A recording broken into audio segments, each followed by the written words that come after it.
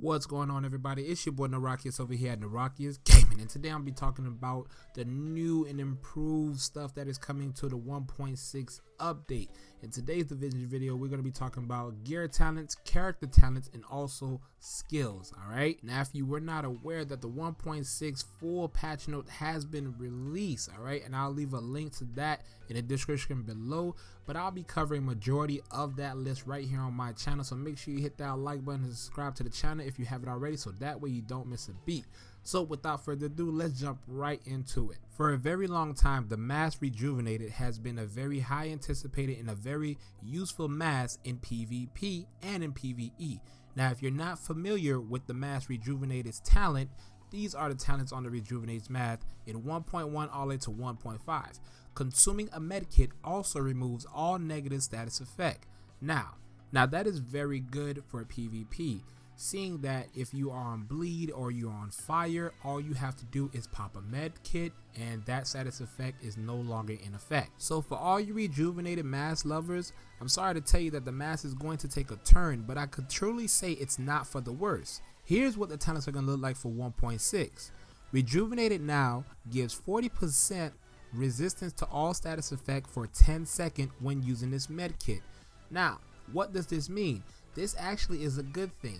If you pop a med kit, right, and somebody's using Predator, that means for 10 seconds you will no longer be affected by the bleed. So for those first 10 shots that he hits you with that Predator, you do not get a status effect, and that's so forth for everything else, fire and everything else that causes status effect. So Rejuvenated will still be a very useful mask in 1.6, and that's good to hear because I love that mask myself. Now as far as gear talents go, that seems to be the only gear on this list that's taking a change. Now keep in mind that this list can change at any given time all the way to 1.6, so please take all this information with a grain of salt. Moving along, character talents. First on the list is On the Move. If you're not too familiar with On the Move, in 1.5 On the Move you are able to kill a hostile while moving to reduce incoming damage by 30% for 10 seconds.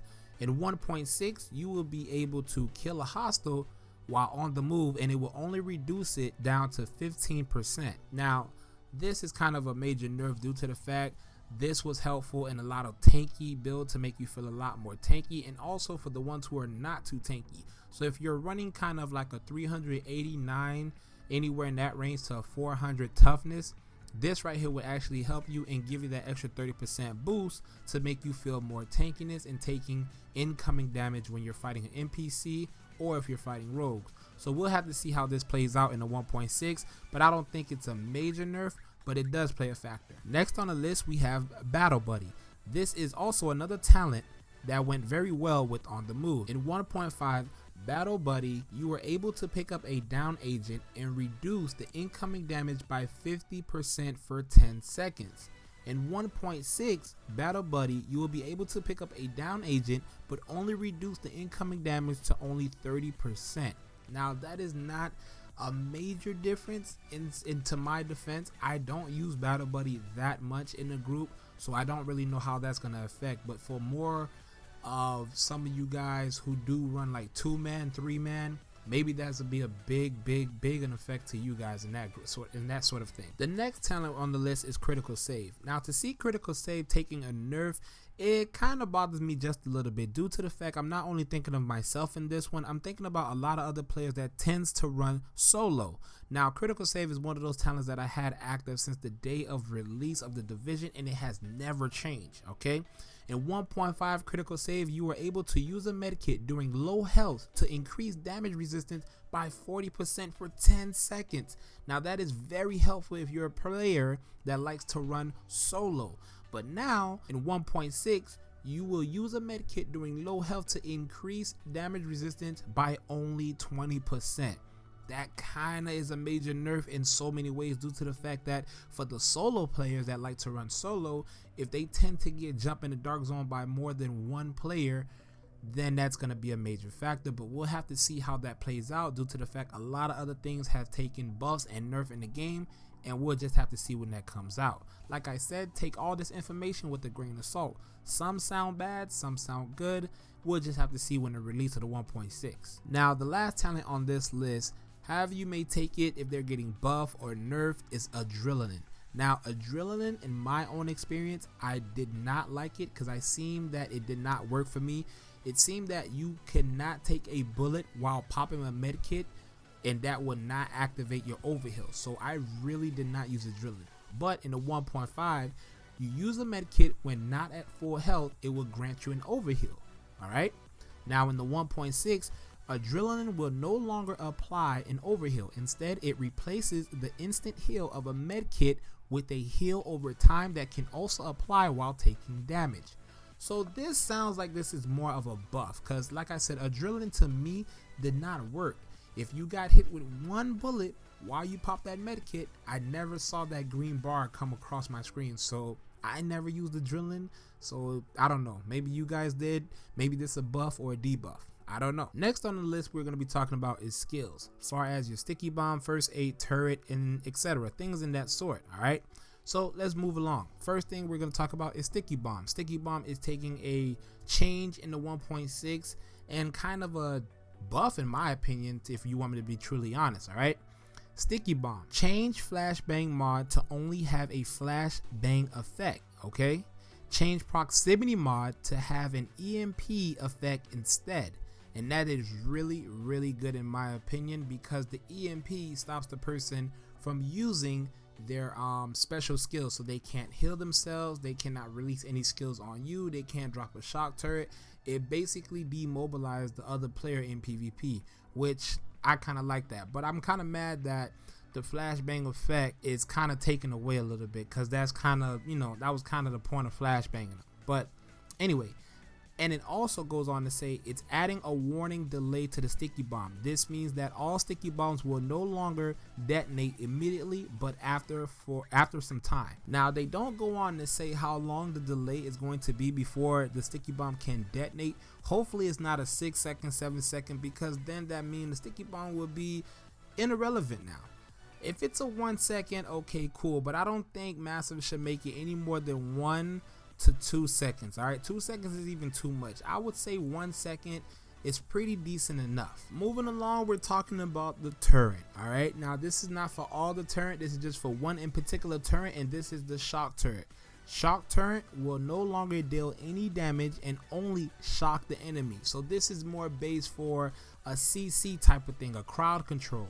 So if you guys wasn't aware, in 1.5 and everything before that, the shock turret was able to deal damage. And if you ran high skill, the HP went up. There were people HP on their turret that was around 9,000 to 11,000. All right, that's a lot of damage, okay? And it will kill you in overtime. So now the shock turret only, not all turret, just the shock turret, will only be used for CC. So it's still good for the shock, it just won't cause any damage. Looks like our signature skills has taken a turn with better and worse at the same time. Here's why I say that. Signature skills. The exhaust that applies after a player receives a signature skill is extended to 60 seconds from 30 seconds. Player will no longer be able to trigger a signature skill if they are under the exhaust effect from a previous application. Signature skill cooldown will now be affected by skill haste. Alright, in my own personal opinion, I think this is a buff, because I've been saying for the longest time that your signature skill need to be affected by skill haste. I said it a long time ago that skill haste should affect your signature skill, meaning that the more skill haste you have, the quicker you get back your signature skill. And now that I see it's happening, I am extremely happy about that. That exhausting part, I'm not too pleased about that, alright? But we'll have to see how that plays out. Tactical link. Damage bonus is decreased by 10% in Last Stand. This does not change or apply outside of Last Stand, where the bonus still will remain at 30%. Weapon stability will be more hindered by the rate of fire bonus.